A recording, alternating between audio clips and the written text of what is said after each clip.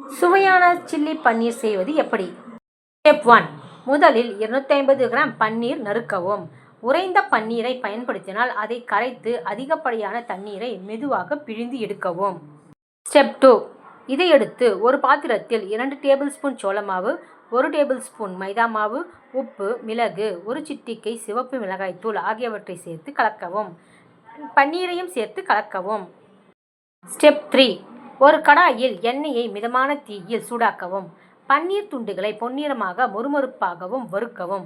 பின்னர் அதை தனியாக வைக்கவும். ஸ்டெப் 4. அதே கடாயில் சிறிது எண்ணெயில் நறுக்கிய வெங்காயம், குடைமிளகாய் மற்றும் 3 நறுக்கிய பச்சை மிளகாய் ஆகியவற்றை சேர்த்து வதக்கவும். Step 5. 2 tablespoon soya sauce, 1 tablespoon தக்காளி ketchup, 1 tablespoon chilli sauce மற்றும் சிறிது வினிகர் சேர்த்து நன்றாக கிளறவும். ஸ்டெப் 6. இதை எடுத்து வறுத்த பன்னீர் சாஸுடன் சேர்க்கவும். சுவைகள் உறிஞ்சப்படுவதற்கு 2 முதல் 3 நிமிடங்கள் நன்றாக சமைக்கவும்.